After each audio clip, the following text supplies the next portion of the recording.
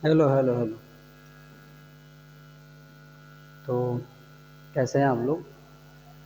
इससे पहले लेक्चर वाले में हम यहाँ कंप्लीट कर लिए थे, ठीक है, ये मैं बताया था। और इसके आगे कंप्लीट करेंगे। इस चैप्टर का ये लास्ट लेक्चर होगा, ठीक। और फिर इसके बाद हम दूसरा चैप्टर पढ़ेंगे, magnetic effect of electric current.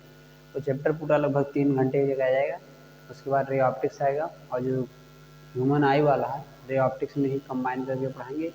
लगभग वो टोटल 5 घंटे का लेक्चर रहेगा, ठीक है। तो आपके पास 5 3 8 घंटा हो गया। 5 लेक्चर, 5 घंटे का रे ऑप्टिक्स और 3 घंटे का आपका magnetic effect of electric current. 5 3 8 हो गया। और लगभग अभी 1 1.5 घंटे का ये भी रहेगा, ठीक है। तो चलिए स्टार्ट करते हैं।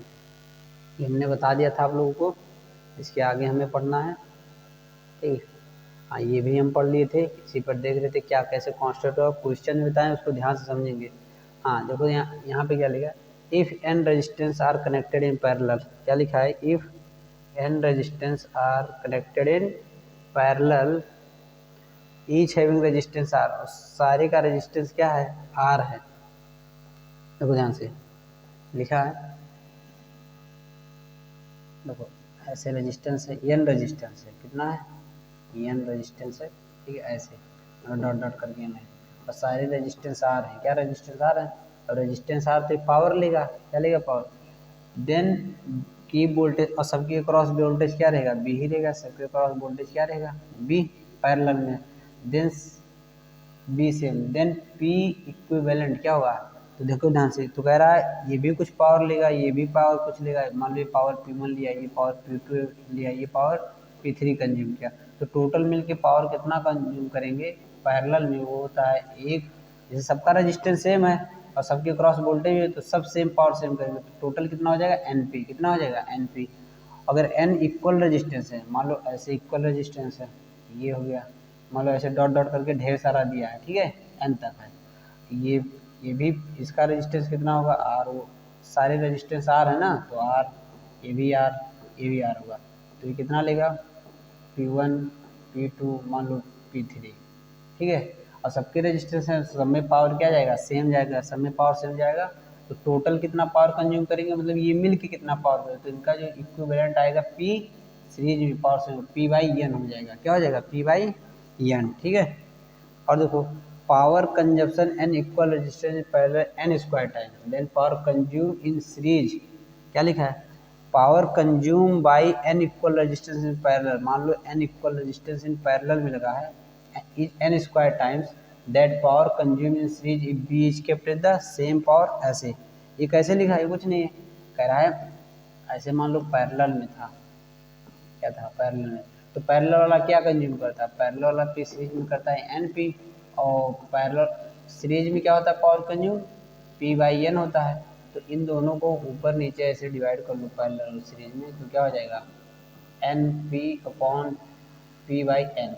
तो ये कट जाएगा, एन स्क्वायर चल जाएगा, तो क्या हो जाएगा, power consume by parallel equal to क्या हो जाएगा, N square into power consume by series, power consume by series. तो ये फार्मूला लिखा है, इन दोनों को आपस में क्या कर देता है, सीरीज इसको डिवाइड कर देता। Long distance power transmission at the high voltage में बताया था, because high voltage, at high voltage current flowing through a transmission wire is less, current less होता है, as a result heat loss as per direct will be less in electric device consume that specific power rated, power rated W. देखो यहाँ से ये क्या लिखा है, ये सबसे इंपॉर्टेंट है, ये सबसे इम्पॉर्टेंट है, ठीक है। कौन सा लाइन, ये an electric device, an electric device consume, कोई इलेक्ट्रिक डिवाइस है, कंज्यूम द स्पेसिफिक पावर, वो एक particular power, specific power consume करता है। ऐसा नहीं कोई डिवाइस अब इतना पावर कंज्यूम किया, एक इतना पावर कंज्यूम किया, उसको बोलते हैं रेटेड पावर। मतलब रेटेड मतलब उसका फिक्स है रेट, रेटेड है, फिक्स है rate. Only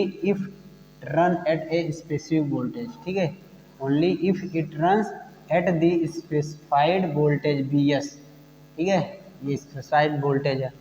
if voltage B a less than B S, मतलब जो उसको चाहिए उससे ग्रेटर दे रहे हो, ध्यान से, जितना उसको स्पीड, जितना उसको वोल्टेज चाहिए उससे ज़्यादा, then device will be get damage. बात सही है। जैसे मान लो कोई डिवाइस है, इसको ये बस 220 वोल्ट पे वर्क कर सकता है मैक्सिमम, और उसको 400 वोल्ट दे दोगे तो क्या डैमेज हो जाएगा। As the actual current I equal to B I will be exceed its current capacity, और जितना उसमें जाना चाहिए उससे ज़्यादा करंट चला जाएगा तो क्या हो जाएगा, डैमेज हो जाएगा। क्या हो जाएगा, डैमेज हो जाएगा। और उससे अगर कम सप्लाई करोगे देन एक्चुअल पावर कंजप्शन जितना होना चाहिए उतना नहीं, हुई चीज लेस देन द इसमें। जब देखो अगर उससे ज़्यादा दे दोगे डैमेज होगा, उससे कम दे दोगे तो जो पावर कंज्यूम करेगा ना वो इतना करेगा, और जो उसका स्पेसिफाइड पावर रहेगा वो इतना रहेगा। तो इसका मतलब 3 केस हो गया। उसको जब ज़्यादा दे दोगे तो डैमेज हो जाएगा, उसको जब कम कर दोगे तो इतना पावर कंज्यूम करेगा, जब उसको उतना ही वोल्टेज जो जितना जरूरी रहेगा तो इतना पावर कंज्यूम करेगा। ठीक है, इतना पावर, तो 3 केस हो जाएगा। जब उसको ज़्यादा दे दोगे, क्या दे दोगे, ज़्यादा दे दोगे तो करंट इतना आएगा, और उसको कम कर दोगे तो करंट ऐसे आएगा आई इक्वल टू, जब उसको कम दे दोगे, मान लो कम के केस में बी दे रहे हैं, बी वोल्टेज, तो ये आर हो जाएगा, तो कम के केस में हो गया। और जब उसको स्पेसिफाइड जितना चाहिए उतना ही दोगे वोल्टेज तो ये हो जाएगा 3 केस। जितना चाहिए उतना ही दे रहे हो, जितना चाहिए इसमें उससे ज़्यादा दे रहे हो, इसमें जितना चाहिए उससे क्या कर रहे हो, कम कर दे रहे हो। ठीक है, अब देखो यहाँ पे बल्ब इन सीरीज पैरेलल, देखो ध्यान से, bulb in series parallel, bulb in series बताया था, और 1/W के होता है ये यार, जो पावर होता है directly proportional to V, directly proportional to R1 और यूनिवर्सली प्रोपोर्शनल टू, ये क्या है, रेटेड पावर है, क्या है, रेटेड पावर है यहाँ से। और पैरेलल के केस में ये ऐसे हो जाता है, W एक्स्ट्रा आ गया, ये तो हम बता दिए, तो ये याद रखना है। ठीक है, अब ध्यान से देखो ये जो मैं नीचे लिखा हूँ, ठीक है, ये सब आपको समझ में आ जाएगा, पूरा बता दिया हूँ पहले से ही। तो वो इन सीरीज में सेम रहता है तो ये हो जाता है वहाँ लिखे हैं। और जो पी इक्विवेलेंट होता है, जैसे मान लो कोई पावर P1 ले रहा है, P2 ले रहा है, तो उसके केस में ऐसे लगाते हैं। ये सीरीज में जैसे रेजिस्टेंस पैरेलल बिहेव करता है, सीरीज में बल्ब का इक्विवेलेंट बिहेव करता है। और टाइम ऐसे कि अगर ये टाइम इतना लिया, टाइम इतना, तो सब मिलके कितना टाइम लेंगे, इतना पावर कंज्यूम कर रहे हैं। और इसमें ये सो पावर का इक्विवेलेंट ये हो जाता है, टाइम का इक्विवेलेंट ये, इसमें तो इसका उल्टा हो जाएगा, ऐसे तो इसका उल्टा, अगर इसमें ऐसे तो इसमें ऐसे होगा। ठीक है, इस पर क्वेश्चन आ जाएगा तो देख लें। ये बता चुका हूँ कि कोई बल्ब था, जैसे वो पैरेलल में सारे बल्ब हैं, क्या है पैरेलल में, ऐसे ये भी से तो मान लो ये P1 ले रहा है, P2 ले रहा है, P3 ले रहा है, तो ये सब मिलके इक्विवेलेंट कितना करेंगे, तो सबको जोड़ दो। और इसमें मान लो सीरीज में है, ऐसे सीरीज में है, सीरीज में ये P1 ले रहा है, ये P2 ले रहा है, P3 पावर ले रहा है, मतलब बल्ब है, क्या है, बल्ब है, ये सारे क्या है, बल्ब है। तो सब इक्विवेलेंट बल्ब कितना करेंगे, तो 1/P1 प्लस 1/P2, समझ में आया, ऐसे ही है। अब देखो ध्यान से, इसको समझना है। अभी जो स्पेसिफाइड पावर आ रहा था रेटेड ना, वो यहीं पर लिखा है। देखो अगर आपको कहीं ऐसा दिखा हुआ मिल जाए, किसी बल्ब के बारे में लिखा है कि इस बल्ब में 100 वोल्ट हो और ये 100 वाट लिखा है, तो ध्यान से दो, इस बल्ब में ऐसा कहीं लिखा हो तो इसका मतलब ये होता है कि इस बल्ब में जब 220 वोल्ट दोगे तब ये 100 वाट कंज्यूम करेगा पावर। कितना कंज्यूम करेगा, 100 वाट। जब 220 वोल्ट दोगे तब 100 वाट कंज्यूम करेगा। इसका मतलब ये नहीं कि इस समय ये 100 वोल्ट ले रहा हो, 100 वाट हो सके इसको तुम 200 वोल्ट दे दो तो ये कम वाट कंज्यूम करेगा। ये लिखा है कि मैक्सिमम ये 100 वोल्ट ले सकता है और इतना वाट कंज्यूम कर सकता है, इससे ज़्यादा नहीं, उससे कम नहीं। तो ऐसा कहीं दिया हो तो इसका मतलब हुआ क्या, नोट रेजिस्टेंस एंड, सबसे पहले जब ऐसा कुछ दिया हो ना तो सबसे पहले इसका रेजिस्टेंस निकालो, क्योंकि एक बात याद रखो, किसी भी डिवाइस का एक बार जो रेजिस्टेंस आ गया वो बदलता नहीं, याद रखो किसी भी डिवाइस का। अब रेजिस्टेंस कैसे निकालोगे, तो पावर और वोल्ट का रेजिस्टेंस लो, पी इक्वल टू क्या होता है, V²/R, यहाँ से रेजिस्टेंस निकालो। और रेजिस्टेंस अगर इसका आ गया तो फिर इसका तुम पावर बदल दो, चाहे वोल्ट भी बदल लो, लेकिन इस बल्ब का रेजिस्टेंस नहीं निकलेगा। तो सबसे पहले ऐसा कुछ दिया हो तो सबसे पहले रेजिस्टेंस और करंट निकाल लिया करो। और ये कहता क्या है, देखो मान लो करंट वोल्ट बदल जाएगा, लेकिन इसकी मदद से जब रेजिस्टेंस निकालोगे ना, P इक्वल टू V²/R, तो R एक बार आ गया तो कांस्टेंट होगा, ये नहीं बदलेगा। भले इसको बदल दोगे तो ये बदल जाएगा, लेकिन ये नहीं बदलेगा। ठीक है, और ऐसा कहीं जो इसका मतलब नहीं इस समय इसमें 20 वोल्ट जा रहा है, अगर मैक्सिमम 220 वोल्ट दोगे तब इतना पावर कंज्यूम करेगा। ठीक है, पता करो मैक्सिमम करंट कितना फ्लो कर रहा है, और इसमें पता भी करना पड़ेगा मैक्सिमम करंट कितना फ्लो करेगा। जब तुम्हारा रेजिस्टेंस आ जाएगा तो इतना वोल्ट दोगे, मैक्सिमम इतना वोल्ट दिया जा सकता है, तो V इक्वल टू IR, तो यहाँ से रजिस्टर निकालो, रजिस्टर रखो, वोल्ट रखो, तो पता चलेगा। ये पूछता है ऐसे, इस बल्ब को अगर इतना करंट दे दिया जाएगा तो फ्यूज हो जाएगा कि नहीं होगा, तो पहले यहाँ से रजिस्टेंस निकालोगे, फिर वोल्ट दिया रहेगा मैक्सिमम, तो यहाँ से मैक्सिमम करंट निकल जाएगा, पता चलेगा इसमें मैक्सिमम करंट मान लो 10 एम्पियर जा रहा है, यहाँ से निकाल लिए तुम 10 एम्पियर, और तुम्हें क्वेश्चन में दिया गया कि अगर इसको 11 एम्पियर देंगे तो क्या हो जाएगा, तो बल्ब फ्यूज हो जाएगा। क्या हो जाएगा, फ्यूज हो जाएगा। ठीक है, चलो अब नीचे देखते हैं। ठीक है, इधर देखो, note if said that all the bulb are identical, अगर ये भी बोल दिया गया कि सारे बल्ब आइडेंटिकल है, इसका मतलब सब बल्ब का रेजिस्टेंस क्या होगा, इक्वल होगा। सारे बल्ब का रेजिस्टेंस क्या होगा, इक्वल होगा। अगर बोल दिया जाए सारे बल्ब आइडेंटिकल, आइडेंटिकल मतलब सेम है, तो सारे बल्ब का रेजिस्टेंस क्या होगा, सेम होगा। अब देखो ये सब बता दे रहा हूँ, अभी जब क्वेश्चन करेंगे तब पढ़ेंगे। ठीक है, और देखो दूसरा पॉइंट लिखा है, नोट वही बल्ब ज़्यादा ग्लो करेगा जो ज़्यादा पावर डिसिपेट करेगा। बताया था जो ज़्यादा पावर कंज्यूम करेगा, डिसिपेट करेगा, वही बल्ब क्या होगा, ज़्यादा ग्लो हो गया। तो इसका मतलब पी ज़्यादा होना चाहिए, पी ज़्यादा होना चाहिए। ठीक है, अब देखो यहाँ पे क्वेश्चन आगे। ठीक है, क्या लिखा है, एन इलेक्ट्रिक आयरन, यहाँ से देखो, an electric iron consume energy at rate 80 watt when heating is at maximum rated इतना। ठीक है, and 300 watt when is heating the minimum, उसको मैक्सिमम पे 80 वाट ले रहा है, minimum the voltage is 220 volt, what will be the current and resistance in each case. Current पूछ रहा है और रेजिस्टेंस पूछ रहा है, तो ध्यान से देखो इतना वोल्ट दिया है और ये क्या दिया है, मैक्सिमम रेटेड पावर दिया है। तो मैक्सिमम रेटेड पावर पे सबसे पहले पी इक्वल टू क्या होता है, बी आई। तो P equal to B I पे रखोगे तो सबसे पहले ये पावर मैक्सिमम रखोगे, इतना वोल्ट रखोगे तो आई मैक्सिमम आएगा। तो पावर कितना दिया है, 80 वाट दिया है, और वोल्ट कितना दिया है, 220 वोल्ट दिया है, और यहाँ से इंटू आई, इसको डिवाइड करोगे तो कट जाएगा, फिर 80 बटा कितना आ जाएगा, 22। काटोगे तो देखो यहाँ पे इतना एम्पियर आ गया, इतना एम्पियर आ गया। अब हमें पता है कि V equal to I R होता है, और हमें वोल्ट पता था दो, यहाँ से करंट ले ली कि करंट इतना आएगा, तो यहाँ पे 220 वोल्ट बाई करंट कितना आया, 3.63, तो यहाँ से इंटू आर हो जाएगा, इसको डिवाइड करोगे तो इतना ओम रेजिस्टेंस आ गया। किस केस में, इस केस में। अब ध्यान से देखना, जो ये रेजिस्टेंस आया है इसी बल्ब की कह रहा है कि उसका मिनिमम वाट अगर इतना दोगे तो मिनिमम हिट करेगा। तो चाहे जो वो रेजिस्टेंस एक बार जो आ गया वो बदलेगा नहीं, याद रखना, एक बार जो रेजिस्टेंस आ गया वो बदलेगा नहीं इस केस में। ठीक है, and electric iron consume energy at rate इतना when heating is at the maximum rated and 300 watt when heating is the minimum. ठीक है, अब इसमें देखो ध्यान से, ये तो हो गया इस केस में, तो इस केस में अब इसका ये रेजिस्टेंस बदलेगा नहीं। इसमें देख लो सेम, इसका ठीक है 300 लिखा था, 200 वोल्ट लिखा था, इतना एम्पियर आ गया, और फिर यहाँ से क्या निकलेंगे, जब करंट आ गया तो आर इक्वल टू क्या निकालेंगे, 220 वोल्ट सामने दिया है, हम पॉइंट थ्री रख देंगे। इसमें क्वेश्चन क्या था, हमको लगा वो दूसरा एक क्वेश्चन है। हाँ, अब यहाँ से देखो किरचॉफ ला, देखो बीट स्टोन ब्रिज 10th के सिलेबस में नहीं दिया है, क्या कैसे दिया है मैंने बता दिया, और ये किरचॉफ ला भी 10th के सिलेबस में नहीं है, ये भी मैं बता दिया। ठीक है, बता रहा हूँ, देखो पहला क्वेश्चन किरचॉफ लॉ में क्या पूछता है, किरचॉफ के दो रूल हैं। पहला लॉ, जो पहला रूल है base on conservation of charge है, किस पे, based on conservation of charge. दूसरा है based on conservation of energy. पहला लॉ क्या होता है, पहला लॉ होता है किरचॉफ्स करंट लॉ। इसका मतलब के से किरचॉफ्स, सी से करंट, एल से लॉ, इसका मतलब करंट और एक वोल्ट होता है, तो Kirchhoff's voltage law, Kirchhoff's current law, Kirchhoff's voltage law. ऐसे बोलते हैं Kirchhoff's point law, Kirchhoff's current law, Kirchhoff's junction rule भी बोलते हैं। क्या बोलते हैं, किरचॉफ जंक्शन रूल। अब ये कहता क्या किरचॉफ जंक्शन रूल, ध्यान से देखो कहता क्या है किरचॉफ जंक्शन रूल, उसको हम देखते हैं।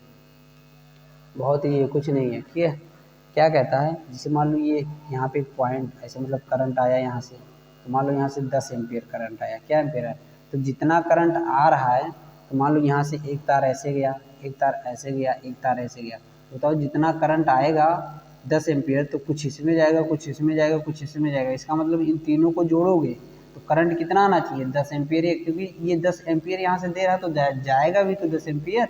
समझ में आएगी नहीं है, तो किरचॉफ करंट यही रूल कहता है कि जितना करंट आ रहा है उतना करंट जाना चाहिए। अगर ये आ रहा है, ये जा रहा है, ये जा रहा है, ये जा रहा है, ये आ रहा है, तो जितना आ रहा है उनका सम वो बराबर होना चाहिए किसके सम के, जितना जा रहा है।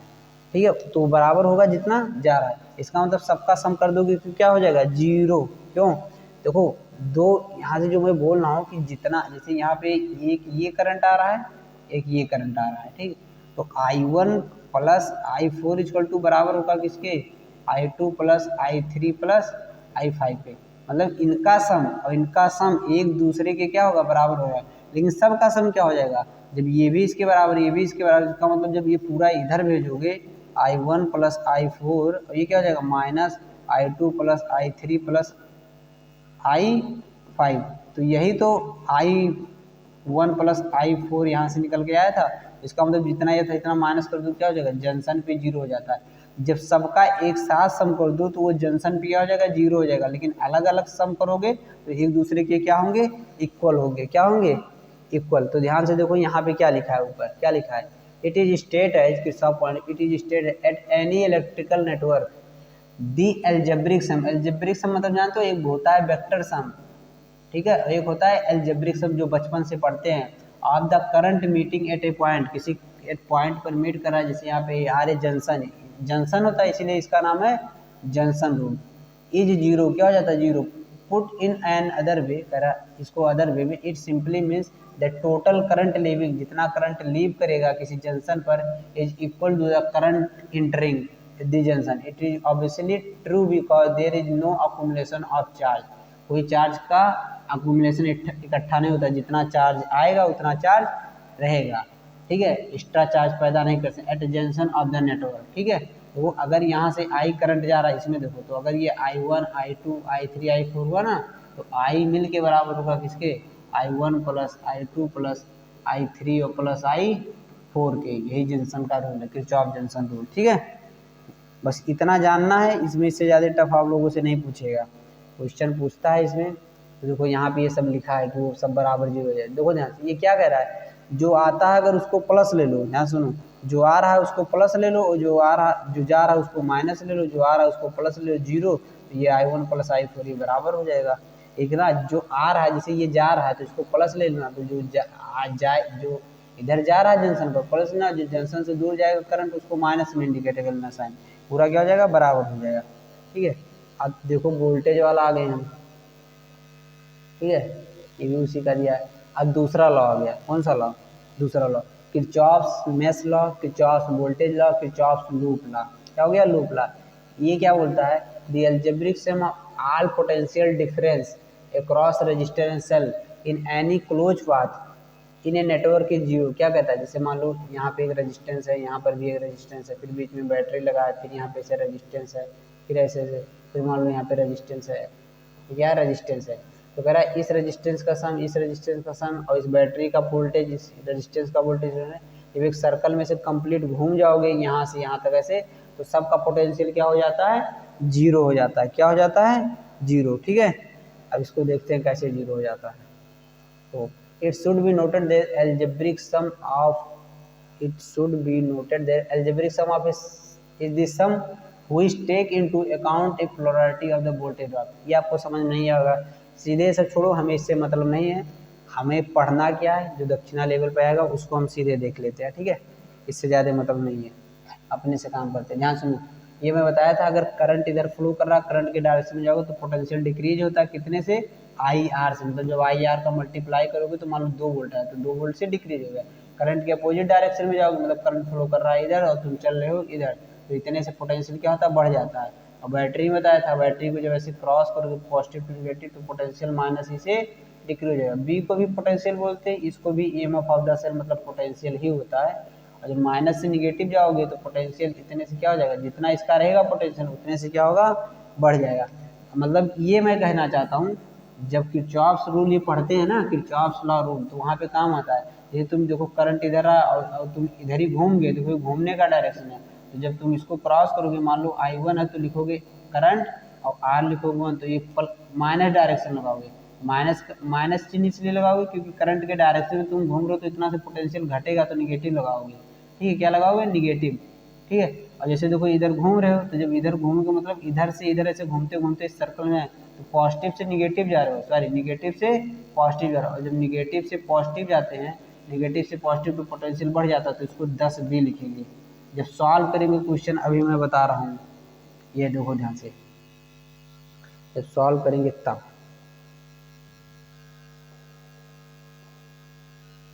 देखो ये क्वेश्चन है ना, अभी बता रहा हूँ, देखो ये क्वेश्चन दिया है, तो किरचॉफ्स का जो सेकंड लॉ है वो क्या कहता है, किसी एक लूप के लिए था, ऐसे लूप में सारा पोटेंशियल क्या होता है, जीरो होता है। अब देखो ये कैसे कैसे लिखा है, apply KCL.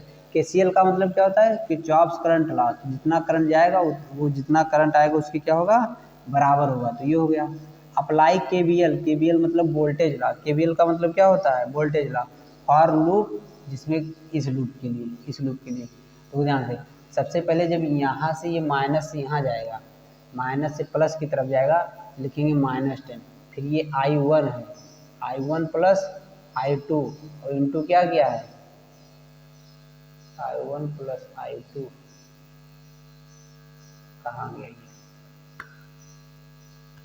10 minus I1 bracket में होगा ना, I1 plus I2 equal to apply KVL. एक मिनट इसको मैं देख तुमको कुछ गलत लग रहा है। I3 कहाँ से, I3 इंटू 2, I3 इंटू 2 हाँ, प्लस 5 हाँ, -3 O into I3, -3 O into I3, ठीक, और माइनस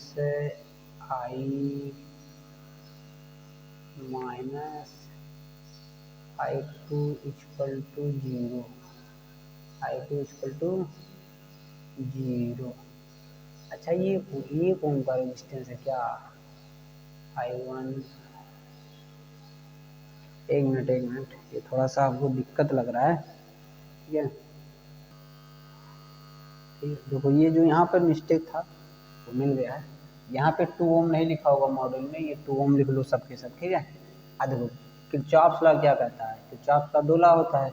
एक पहला लॉ होता है किरचॉफ्स करंट रूल, दूसरा लॉ होता है Kirchhoff's voltage rule. Voltage rule क्या कहता है, जैसे ये मान लो एक ये लूप हो गया, इसको एक लूप बोलते हैं, ए मान लो BCD फिर ए तक ABCD, इसको इस लूप में ना जितना भी वोल्टेज होगा जब उनका सम करोगे अलजेब्रिक क्या हो जाएगा, 0 हो जाएगा।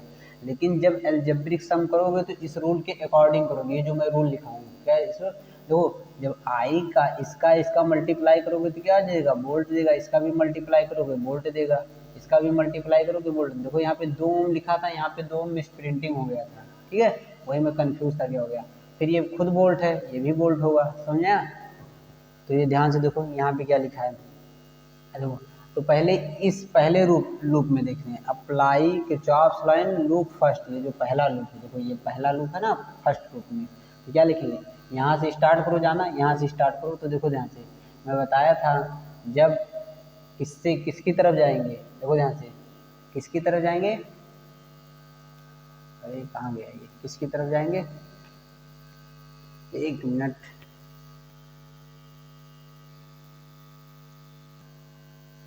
देखो ध्यान से यहाँ पर एक बहुत बड़ा मिस्टेक है। मिस्टेक क्या है, मैं कहा था देखो जब इसको इधर से घूमेंगे, ऐसे ऐसे ऐसे घूमेंगे, फिर ऐसे से यहाँ पर पहुँचेंगे ना, तो मतलब इसको जब घूम रहे तो ये माइनस है और ये क्या है, प्लस है, ये माइनस है और ये क्या है, प्लस है। तो माइनस से प्लस जा रहे हैं, तो माइनस से प्लस जाने पर वोल्टेज क्या होता है, पॉजिटिव में। अब देखो जितना ही वोल्टेज हो जाएगा इसी को पॉजिटिव, लेकिन माइनस से प्लस जा रहे हैं तो यहाँ पे क्या लिख दिया, निगेटिव। यहाँ सुनो, ये जो मैं लिखा हूँ, अगर तुम करंट के डायरेक्शन में जाओगे तो BIR निगेटिव ले लेंगे, तो उस केस में इसको क्या लेंगे, पॉजिटिव से निगेटिव जाओगे तो माइनस ले लेंगे। लेकिन अगर तुम इसको ये मान लिए कि करंट के डायरेक्शन में तुम जा रहे हो और इसको अगर पॉजिटिव मान लिए, IR से पॉजिटिव हुआ, तो इसको भी क्या ले लोगे, यू को क्या ले लोगे, पॉजिटिव ले लोगे, प्लस ही ले लोगे। यहाँ से देखो, लेकिन ये एक्चुअल नहीं होता जो मैं लिखा हूँ यही होता है। अगर मैं क्या कर रहा हूँ, अगर करंट के डायरेक्शन में जा रहे हो तो इसको माइनस लियो, तो इसी के केस में अगर उसी लूप में प्लस से निगेटिव जाओगे तो माइनस लोगे। लेकिन अगर तुम करंट के डायरेक्शन में जा रहे हो, BIR जो है इसको अगर पॉजिटिव ले लिए, तो फिर प्लस से जब माइनस जाओगे तो इसको भी क्या लोगे, पॉजिटिव ले लोगे। सेम इसमें अगर इधर से इधर जा रहे हो, मतलब करंट इधर जा रहा है, तुम इधर जा रहे हो तो निगेटिव ले ली, पॉजिटिव ले लो, तो माइनस से जब पॉजिटिव जाओगे तो पॉजिटिव ले लो। लेकिन अगर इधर ही जा रहे हो तो इसको -IR लिख दियो, तो इसको क्या लिखोगे, प्लस माइनस ई लिखोगे, क्या लिखोगे, माइनस ई। समझ में। अब यहीं पर देखो क्या किया है, इसमें देखो ये करंट इधर जा रहा है, तुम भी इधर इधर ऐसे घूम रहे हो, मतलब एक बार इधर गए हो, फिर एक बार नीचे की तरफ, फिर एक बार इधर, फिर एक बार इधर। समझ में आया कि नहीं। यहाँ देखो यहाँ पे 2 ओम है, मतलब एक बार इधर, फिर एक बार इधर, फिर एक बार इधर, फिर एक बार ऊपर की तरफ। तो देखो इसमें करंट I1 है, इसका रेजिस्टेंस 1 है। तो पहले देखो यहाँ से स्टार्ट करो, तो ये निगेटिव था, ये पॉजिटिव था, निगेटिव से पॉजिटिव मतलब निगेटिव से पॉजिटिव गया, निगेटिव से पॉजिटिव तो क्या लिया लिए माइनस। तो माइनस के केस में तुम जब इधर से इसके अपोजिट जाओगे तो क्या लोगे, प्लस लोगे। क्या लोगे, मतलब जब उधर ही डायरेक्शन मूव करोगे तब तुम्हें क्या लेना पड़ेगा, प्लस। देखो -10 ले लिया है, माइनस क्या ले लिया 10, और यहाँ पे I1 और रेजिस्टेंस 1 था ना, जो रेजिस्टेंस 1 था तो केवल I1 आ गया। तो ये भी बोल्ट है और ये भी पूरा बोल्ट है, यहाँ पे 1 छुपा हुआ है। अब फिर देखो यहाँ पर ऐसे गए तो करंट के डायरेक्शन में जा रहे हो, तो ये क्या है, यहाँ पे I2 है और इसका रेजिस्टेंस इतना, तो ये मल्टीप्लाई करोगे तो भी किसी में गया, प्लस में गया। और बराबर क्या होता है, जीरो होता है।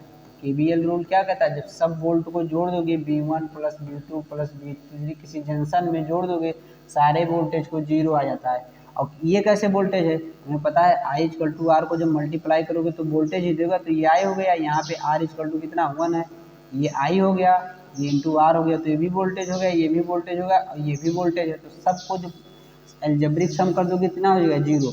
सेम ऐसे सेकंड रूल में ऐसे क्या है, जीरो क्या है। अब देखो यहाँ से एक हमारा इक्वेशन बन गया, कौन सा इक्वेशन, यहाँ पे एक इक्वेशन आ जाता है और पहले KCL रूल से एक इक्वेशन आ जाता है। ये कैसा इक्वेशन है, ध्यान से देखो यहाँ पे ये कैसा इक्वेशन आता है, ये देखो यहाँ पे जो तुम यहाँ से करंट देते हो, करंट जैसे I1 करंट दिए हो, तो यहाँ से मान लो I1 करंट दिए हो, तो ये I1 ऐसे से जाता है, तो यहाँ पे एक जंक्शन आ गया, तो यहाँ पे I3 में कन्वर्ट हुआ, ये I2 में, कुछ मतलब इधर गया कुछ इधर गया, ठीक है, कुछ इधर गया कुछ इधर गया, एक मिनट, ठीक है, दो ध्यान से।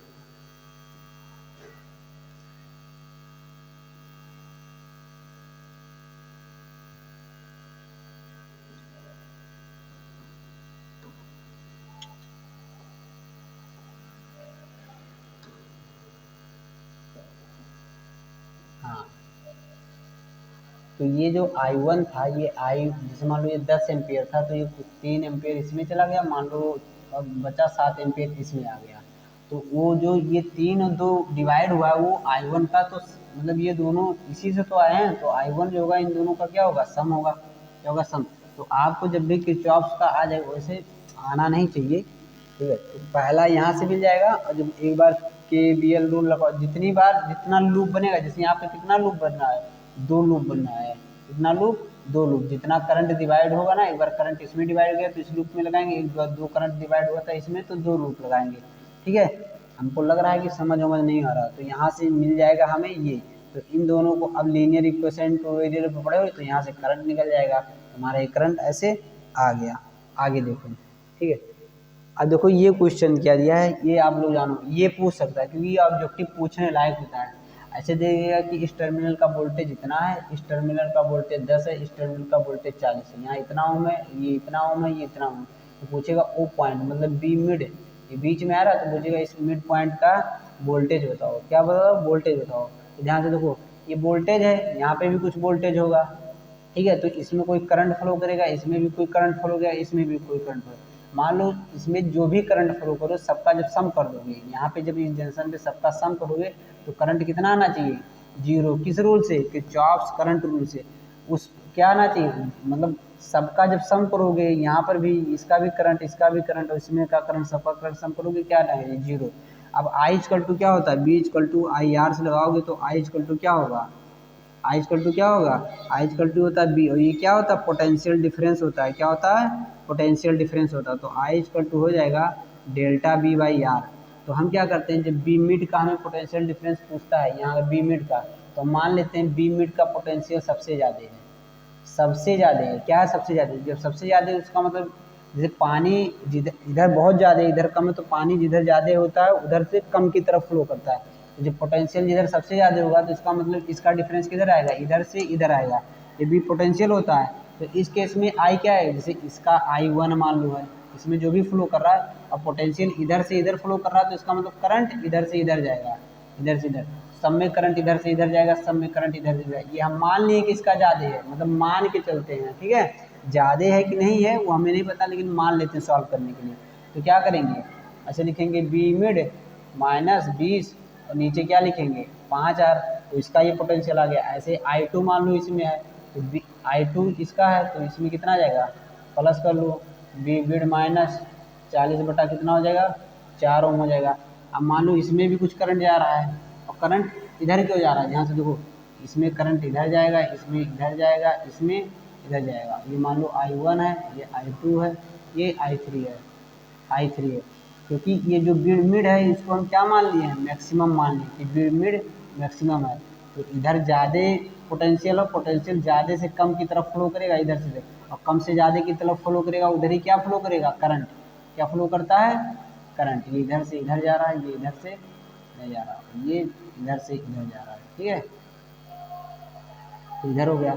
अब फिर इसका भी तीसरे का लिखेंगे, बी मिड माइनस 10 बराबर, ये मतलब पोटेंशियल हो गया, इसका रेजिस्टेंस 2 होगा, बस इसको बराबर 0 कर दोगे तो बी मिड हमारा यहाँ से आ जाएगा। और नहीं तो इसका एक तरीका है, शॉर्टकट ट्रिक है, देखो दूसरा मेथड अप्लाई करोगे, और ये V equal to I R होता है, तो आई इक्वल टू क्या हो जाएगा, बी बाई आर। तो यहाँ पे बी बाई आर, यहाँ पे बी बाई आर, यहाँ पे बी बाई आर, और किसका भी, इसके बीच का पोटेंशियल डिफरेंस, इसके बीच का पोटेंशियल डिफरेंस, उसका रेजिस्टेंस, इसके बीच का पोटेंशियल डिफरेंस, इसका रेजिस्टेंस।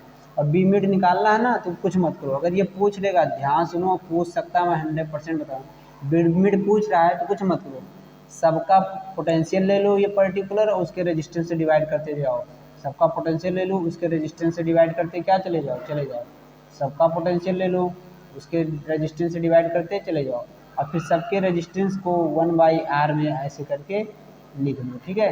जैसे देखो ये क्या है, मान लो ये B1 है, ये मान लो B2 ले लिए, ये मान लो B3 ले लिया, और डायरेक्ट बी मिड यहाँ पे आ जाएगा। तो B1 कितना था, 20 वोल्ट था, तो क्या था, 20 वोल्ट, तो यहाँ पे ऐसे लिख लो, देखो यहाँ से 20 वोल्ट था, और उसका रेजिस्टेंस 5 था। फिर ये क्या था, B2 कितना था, 40, उसका रेजिस्टेंस कितना था, 4 था। B3 कितना था, 10 था, उसका रेजिस्टेंस कितना था, 2।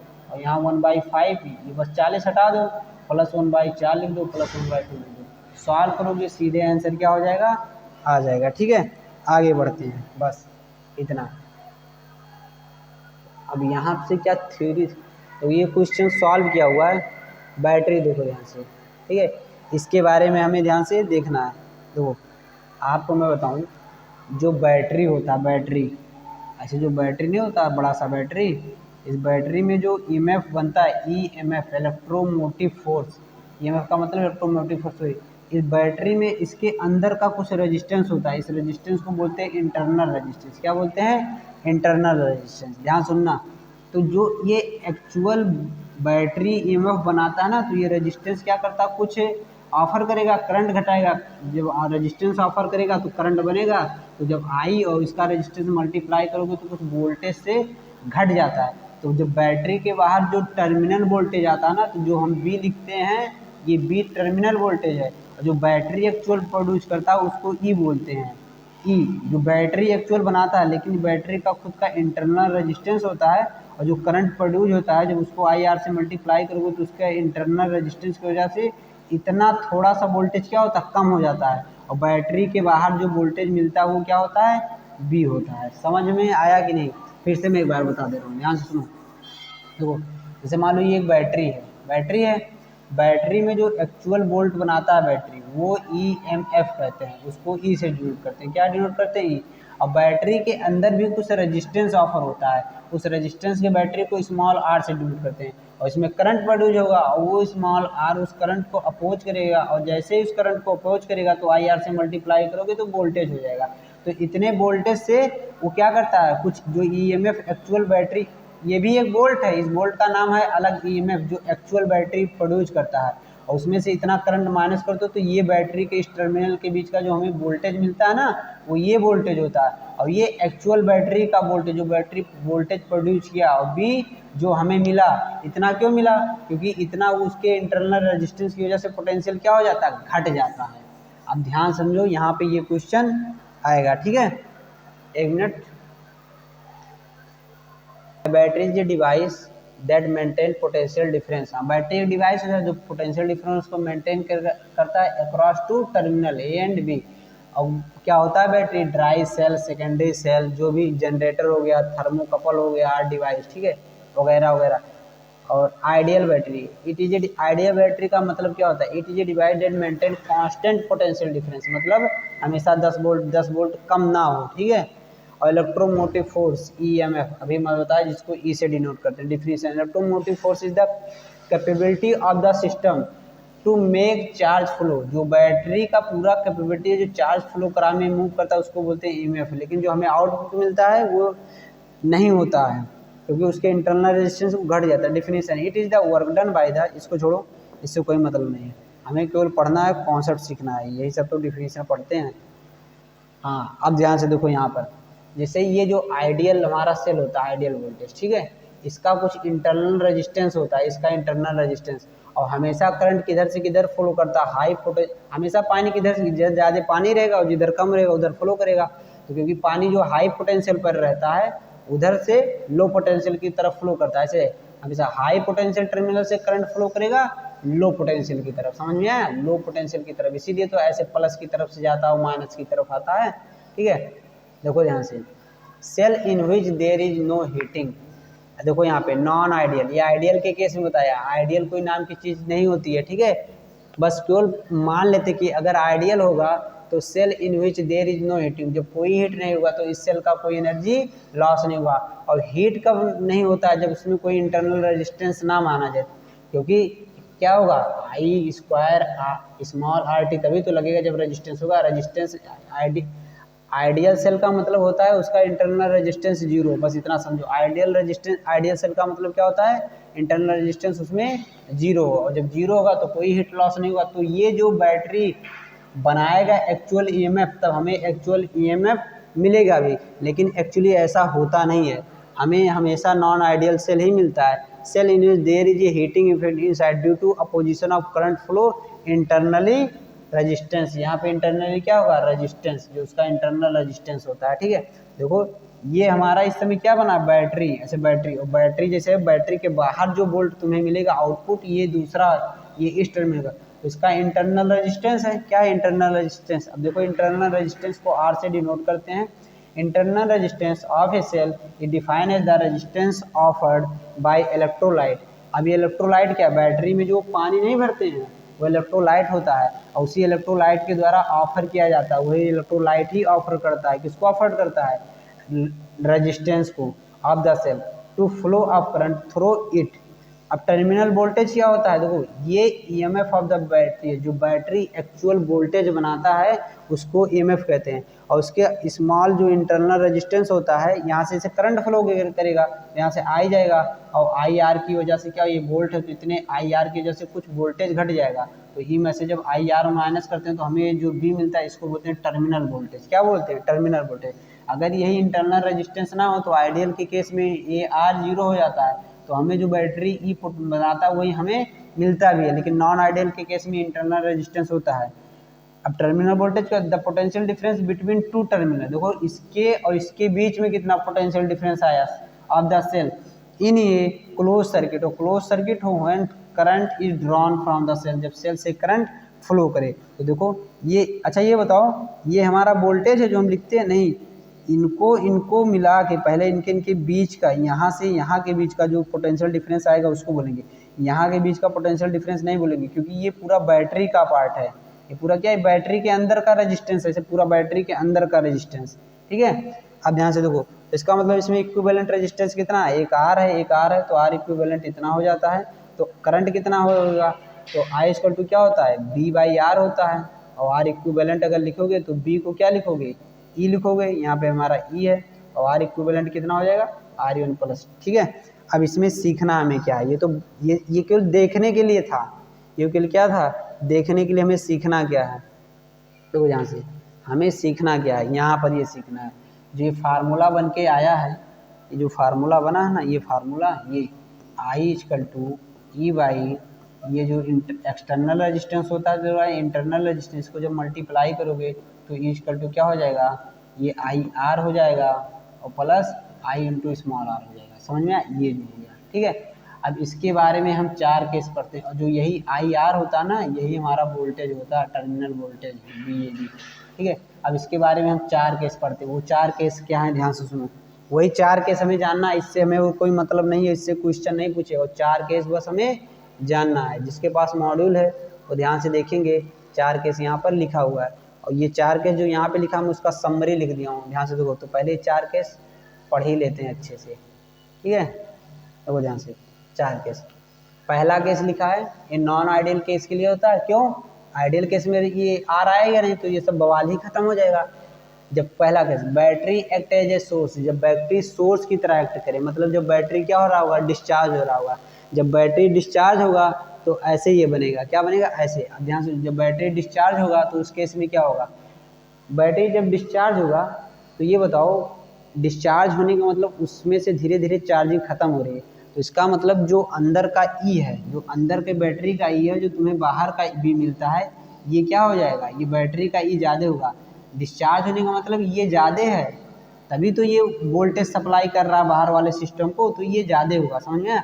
तो जो फार्मूला बनता था ई, ये ई था, इसको लिखे थे I R plus I into small r, और यही हमारा वोल्टेज था, तो इक्वल टू क्या हो जाएगा, बी प्लस आई आर। और यहाँ से अगर बी निकालेंगे तो क्या हो जाएगा, E minus I R equal to B हो जाएगा। और जब वोल्टेज डिस्चार्ज होता है तो उसमें से पोटेंशियल घटता है। अब देखो ये इसके माइनस से बनाता भी है, इसका मतलब ये इससे क्या है, ग्रेटर है, क्या है, बस आपको रिजल्ट ये याद करना है कि जब बैटरी डिस्चार्ज होता है तो उस केस में जो टर्मिनल वोल्टेज रहता है वो लेस देन होता है ईएमएफ से, इलेक्ट्रोमोटिव फोर्स से, ये याद करना है, ये बनना चाहिए। जब बैटरी डिस्चार्ज होता है तो ये केस होता है, जब बैटरी डिस्चार्ज होता है तो ये केस होता है, ठीक है। अब ध्यान से देखो, it is also called terminal voltage, यहाँ पे लिखा है द रेटेड पावर, इसे छोड़ो, इससे नहीं मतलब, बस केवल वो पॉइंट याद होना चाहिए ऊपर वाला। केस 2 देखो, battery act as a load, यानी बैटरी चार्जिंग होता है। जब बैटरी चार्ज होगा इसका मतलब जो उसके अंदर का ये ई था इसी में तो चार्ज भरेगा, ऐसे समझो जब इसमें चार्ज भरेगा, और भरेगा कौन, तो बाहर वाला भी भरेगा, मतलब ये कम वोल्टेज पे होगा और ये इसमें ज़्यादा वोल्टेज होगा, ठीक है। तो ये ग्रेटर होगा और ये क्या होगा, ये कम होगा। जब बैटरी चार्ज होता है तो इसका मतलब इसकी चार्जिंग कम है, इसमें वोल्टेज कम है तभी तो चार्ज हो रहा है, इसका मतलब ये लो है, और जो बाहर वाला वोल्टेज जो सप्लाई करता है सोर्स, वो क्या होगा, ज़्यादा होगा, क्या होगा, ज़्यादा होगा। अब देखो इसमें नया फार्मूला क्या बनता है, तो जब ये ज़्यादा होगा तो इसका मतलब ये कम है, और ये ज़्यादा होगा तो इसका मतलब ये इसका और किसी का और सम होगा, तभी तो ये ज़्यादा होगा इससे, तो इसमें प्लस आता है, और जब वो होता है तो बी इक्वल टू क्या होता है, ई माइनस आई आर होता है। ये डिस्चार्जिंग के केस में है, ये चार्जिंग के केस में, देखो वहाँ पर ऊपर, ठीक है। इतना हो गया, एक बार डिस्चार्जिंग हो गया, एक बार चार्जिंग हो गया। मान लो कभी कभी बैटरी का सर्किट ही ओपन है, क्या है, सर्किट ओपन है, क्या है, सर्किट ओपन है, तो उस केस में देखो क्या होता है, बस आपको इतना ही याद रखना है, ये नीचे वाला नहीं जानने की ज़रूरत है, ठीक है। अब देखो यहाँ पे क्या लिखा है, when the cell is in open circuit, open circuit का मतलब जानते हो कि ऐसे हमारा ये है ऐसे, और ये इंटरनल रेजिस्टेंस है, ऐसे ऐसे जो रेजिस्टेंस था यहाँ पे ऐसे कट गया है, ये ओपन है, तो इसका मतलब इसमें कोई करंट फ्लो कर रहा नहीं, आई इक्वल टू जीरो। जब सर्किट ओपन रहेगा तो करंट क्या फ्लो करेगा, आई इक्वल टू जीरो। अब आई इक्वल टू जीरो का मतलब ये समझो कि अगर करंट नहीं फ्लो कर रहा है, ध्यान सुनो, सर्किट ओपन होने का मतलब करंट नहीं फ्लो कर रहा है, और करंट को रोकता कौन है, रेजिस्टेंस। मान लो तो करंट जीरो फ्लो कर रहा है, इसका मतलब रेजिस्टेंस इतना ज़्यादा है, इतना ज़्यादा है, इतना ज़्यादा है, इतना ज़्यादा है कि करंट को जीरो फ्लो होने दे रहा है। कितना फ्लो होने दे रहा है, जीरो, ठीक है।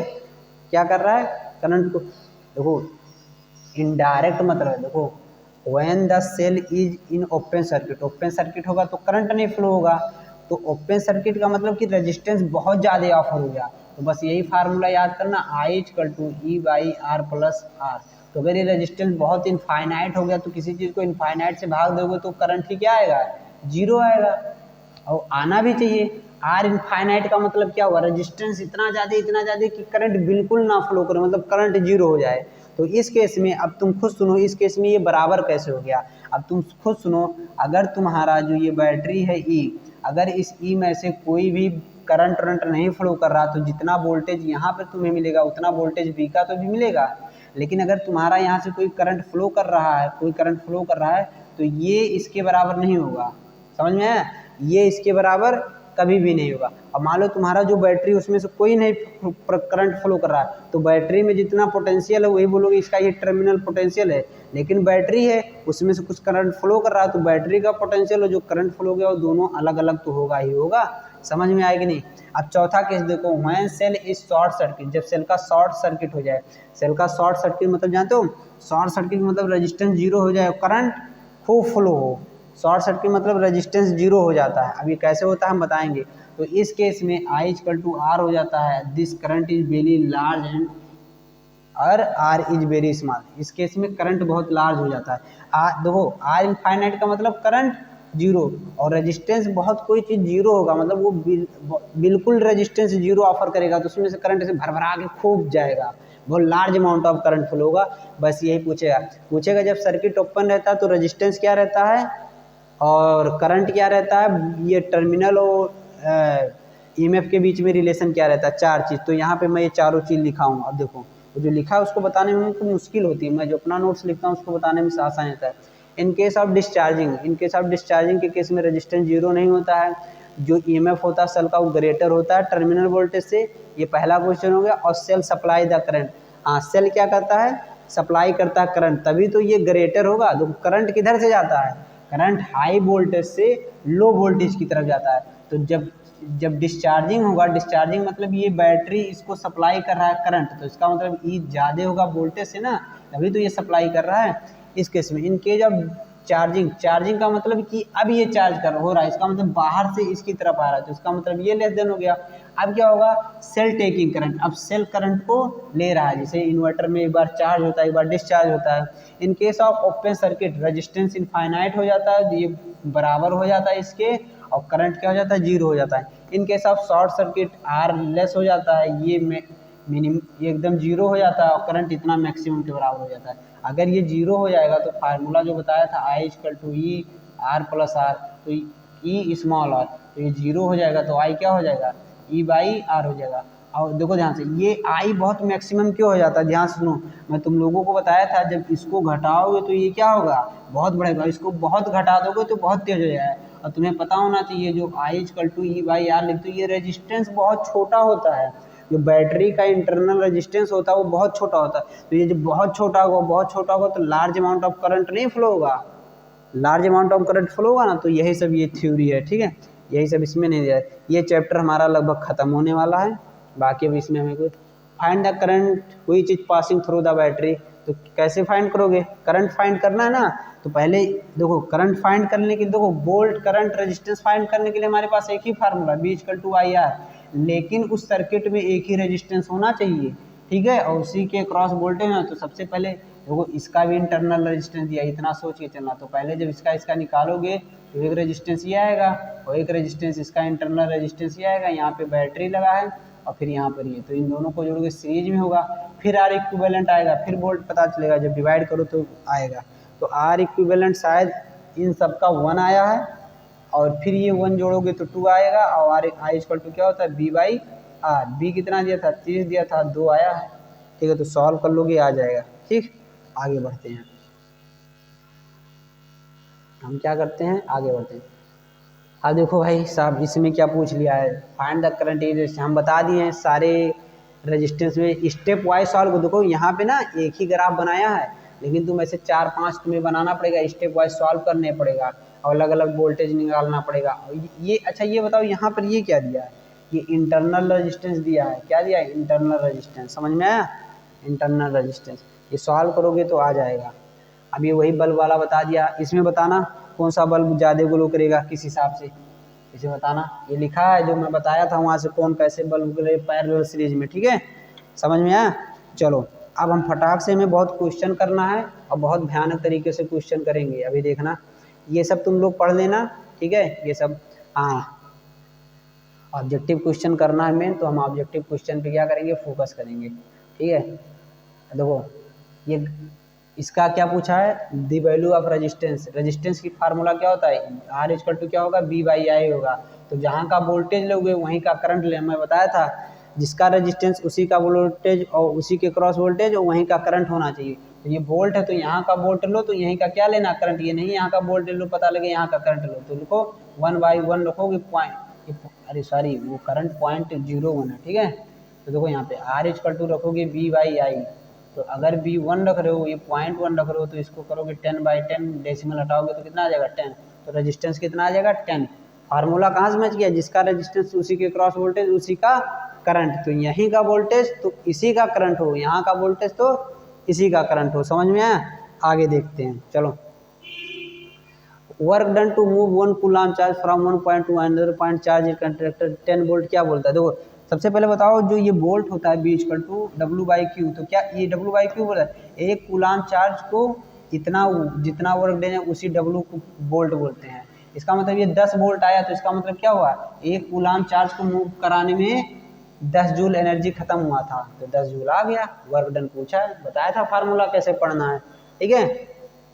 देखो जैसे सब टीचर पढ़ाते हैं ना, तो जब पढ़ ले तो बहुत बढ़िया से तो पता चलता है कि क्या न्यूमेरिकल नहीं बनता। तुम पढ़े होगे तो हम कुछ इस चैप्टर में पढ़ाए नहीं है, हम बस वही कॉन्सेप्ट बता दिए थे। पता लगा देखो, जिसका रेजिस्टेंस उसी का करंट उसी के क्रॉस वोल्टेज, इसका भी क्वेश्चन लग गया। जो मैं बोलता था इसका भी बोलता था, क्या बोलता था कि फार्मूला पढ़ना ना चाहिए। B इक्वल टू W/Q क्या होता है, जैसे यहाँ पे 10 जूल हो गया और यहाँ पे 1 कूलाम हो गया, तो 10 जूल बाई 1 कूलाम को क्या लिखोगे, 10 वोल्ट। इसका मतलब इसको ऐसे एक कूलाम चार्ज को मूव कराने में 10 जूल एनर्जी खत्म हुआ, तो वही तो 10 वोल्ट है। तो 10 वोल्ट क्या है, एक कूलाम चार्ज को मूव कराने, तो यहाँ पे लिखा था 1 कूलाम चार्ज को मूव कराने 10 जूल। तो इसको बोलते हैं कॉन्सेप्ट आना। ऐसा नहीं पढ़ लो तो पता चले तुम्हारा और देखो दो ही बात होता है, सर पढ़ते हैं न्यूमेरिकल नहीं बनता है, तो वही रीजन है कि न्यूमेरिकल नहीं बनता, कॉन्सेप्ट नहीं क्लियर होता। हम तुम्हें कुछ पढ़ाए उड़ाए हैं, कुछ नहीं पढ़ाए हैं, डेफिनेशन होते हैं सीधे। देखो अब न्यूमेरिकल तुम्हारा बन रहा है, तुम्हारा न्यूमेरिकल बन रहा है, ठीक है। तो फिजिक्स केमिस्ट्री पढ़ लो जरा, फिजिक्स न्यूमेरिकल अगर नहीं बने तो लगे कि अच्छा तुम्हें कुछ नहीं पढ़ाया गया है, तब लगे कि अच्छा 1300 रुपया घाटा लग गया, नहीं बहुत फायदा लगा है, ठीक है। और अब इसको देखो, ड्रा द फॉलोइंग, ये कह रहा है ये कैसे, इसका सिंबल ड्रा करो, इसका सिंबल ड्रा करो, इसका सिंबल, तो ये ड्रा करने आए हो नहीं, बुक में देख लेना, ठीक है। एनसीईआरटी में बहुत खूबसूरत दिया है, क्या खूबसूरत दिया है, सिंबल, ठीक है, ये सब पढ़ लेना, ठीक है। ऑब्जेक्टिव क्वेश्चन करते हैं, क्योंकि ऑब्जेक्टिव क्वेश्चन तगड़े तगड़े दिए हैं, ठीक। हाँ ये 3 ओम का इसे से रेजिस्टेंस निकाल लोगे सब। ऑब्जेक्टिव सबसे इम्पोर्टेंट है जो मैं दिया था, एलन वाला। आओ ऑब्जेक्टिव क्वेश्चन पे आओ जरा, आने का मतलब वहीं बैठना है, ऑब्जेक्टिव क्वेश्चन पे आना। आ गया, ठीक है। अब स्टार्ट करो ध्यान से, देखो यहाँ से number of joule in kilowatt, तो इसको बदल लेना, तो कितना होता है 1 किलोवाट, कितना आया था, शायद ये आया था, इतना ही आता, हाँ 1 किलोवाट आवर ही इतना आता, हाँ यही ऑप्शन होगा, ठीक है। दूसरा देखो, 2 electric lamp whose coil having different resistance are connected in series. अब बताओ अगर सीरीज में कनेक्ट है, क्या है, 2 इलेक्ट्रिक लैंप है whose coil having different resistance, सबका रेजिस्टेंस अलग अलग है, तो रेजिस्टेंस अलग अलग होगा। ये मान लो R1 है, ये मान लो R2 है, देखो कैसे, और सीरीज में कनेक्ट है, तो इतना वोल्ट सप्लाई किया जा रहा है, तो इतना वोल्ट, तो इस सीरीज में, तो सीरीज में क्या होता है, सीरीज में करंट सेम होता है, तो पावर डायरेक्टली प्रोपोर्शनल किसके, देखो P इक्वल टू होता है BI। मैं बताया था जो चीज़ कांस्टेंट होता है, इसमें करंट कांस्टेंट, जब कांस्टेंट की वैल्यू हटाओगे तो डायरेक्टली प्रोपोर्शनल का साइन होता है, P directly proportional to B। अब जिसको ये नहीं आता है ना, कोई बात नहीं, एकदम इत्मीनान से, एकदम थोड़ा सांस लो, मैं अच्छी बात बता रहा हूँ। जिसको नहीं आता है बहुत अच्छा बात, मैं उसको फिर पढ़ाऊंगा, इतना बढ़िया पढ़ाऊंगा कि कभी नहीं भूलोगे। लेकिन तुम्हें इसके लिए थोड़ा सा इंतजार करना पड़ेगा, अगले साल मई में 4 मई को बस्ती आना पड़ेगा, फिर से पढ़ाएंगे, ठीक है। तो चलो देखो, इसको ध्यान से देखो, ये हो गया वोल्टेज, तो क्या होगा, same amount of current flow through each lamp, हाँ दोनों में भले रेजिस्टेंस अलग अलग है लेकिन सीरीज में है तो सेम होगा, बात सही है। सेम पोटेंशियल डिफरेंस अक्रॉस इस, ऐसा नहीं है। सेम पावर कंज्यूम, ऐसा भी नहीं है। सेम इलेक्ट्रिक एनर्जी कंज्यूम, ऐसा भी नहीं है। पहला ऑप्शन सही होगा, ठीक है। अब आगे चलो, एक एक अब देखो यहाँ पे, work done in a moving unit positive charge across क्या बोलते हैं, पोटेंशियल डिफरेंस बोलते हैं। क्या बोलते हैं, पोटेंशियल डिफरेंस। ये कितनी बार बताया अभी तो, 1 किलो, ये किलो वाट आवर किसका यूनिट होता है, किलो वाट आवर किसकी यूनिट होती है, जब टाइम लगता है तो किसकी यूनिट होती है, पावर की। पावर में केवल इक्वल टू BI होता है, इसमें से टाइम गायब हो जाता है, तो ये आवर किसका होता है, कहाँ गया, इलेक्ट्रिकल एनर्जी का होता है, ठीक। हम लोगों को ऐसे बताना पड़ेगा, क्या I²RT फार्मूला बताया था, जूल लॉ ऑफ हीटिंग, तो बस यहाँ पे टाइम आ गया ना, और ये कितना होता है, वाट होता है, और किलो वाट में दो किलो, बस किलो लगाओगे, टाइम पर सेकंड या हावर, जो भी साइन बदल दो, ठीक है। तो अभी ये सब बता रहा हूँ ना, ये सब उतना ही। करंट क्या होता है? स्केलर क्वांटिटी, क्योंकि अलजेब्रिक सम करते हैं, ठीक है। Steady current flow through a conductor non uniform cross section charge passing through any पर यूनिट टाइम। हाँ, इसको क्या बोलते हैं जरा ये बताओ, क्या लिखा है? Steady current flow in a conductor of non uniform cross section the charge passing through any cross section per unit time is directly proportional to area, universally proportional to area section, proportional to square of area section, independent. सुनो, ये question तुम्हारे syllabus से बाहर है, ठीक है।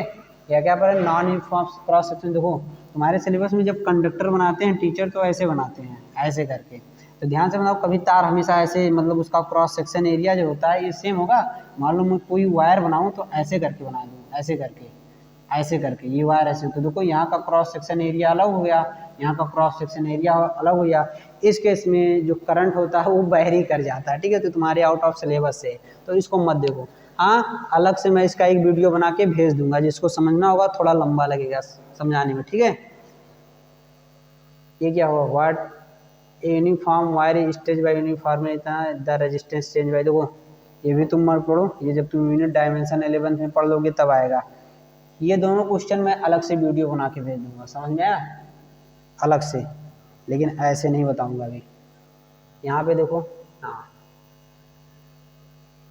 देखो, there is A current इतना ampere in a conductor, the number of electron cross any cross section area पर सेकेंड। तो क्या होता है? आई इक्वल टू होता है एन ई बाई टाइम। तो करंट इतना दिया है 3.2 एम्पियर, हमें एन की वैल्यू निकालना है। इलेक्ट्रॉन पे 1.6 इंटू 10⁻⁻⁹ कूलम होता है पर यूनिट टाइम। बस इसको इधर डिवाइड कर दोगे तो आ जाएगा। बस इसको डिवाइड करना है 3.2 को, किसको? 1.6 इंटू 10⁻⁹। आपकी जानकारी के लिए एक बात बता दूं, ये डिवाइड करना मुझे नहीं आता है, हमें 10th बोर्ड का पेपर नहीं देना है, ठीक है। तो जिसको डिवाइड करना होगा वो कर लेगा, बस हाँ आंसर आ जाएगा जब डिवाइड कर दोगे। इक्विवेलेंट रेजिस्टेंस, हाँ इन सब में आओ, इन सब में देखो इक्विवेलेंट रेजिस्टेंस कितना आएगा? The equivalent resistance between X and Y 1 है, इसके और इसके बीच का इक्विवेलेंट रेजिस्टेंस कितना? 1 है। तो ये आर की वैल्यू पूछा है, तो ध्यान से देखो ये 3 आएगा, और इसका भी करोगे 3 आएगा। तो इसका मतलब 3 रजिस्टर, और ये तीनों किस में है? पैरेलल में है। तो इसका मतलब आर की वैल्यू कितना आना चाहिए?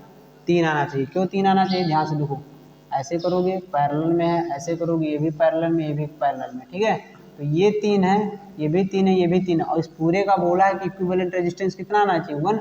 और जब पैरेलल में रहें और तीनों रेजिस्टेंस सेम हो, देखो तीनों रेजिस्टेंस 3 3 3 सेम है, तो एक को पकड़ो और कितनी बार है? 3 बार है, तो 3 से डिवाइड करो, इक्विवेलेंट कितना आएगा? 1। और इक्विवेलेंट 1 आया, तब आर की वैल्यू कितना रखे थे? 3। तो इसका ऑप्शन कितना होगा? 3 होगा। कितना होगा?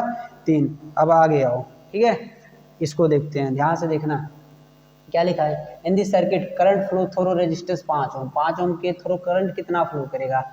अब जरा ध्यान से बताओ, 5 ओम के थ्रू करंट कितना फ्लो करेगा? तुम लोग अगर मेरा कॉन्सेप्ट पढ़ोगे ना तो उसको देखो। अच्छा ये बताओ, तुम्हारी बेइज्जती कहीं हो रही तो वहाँ जाना पसंद करोगे? तो बताओ, करंट ऐसे ऐसे मान लो जाएगा, ऐसे ऐसे करंट जाएगा, ऐसे ऐसे करंट जाएगा।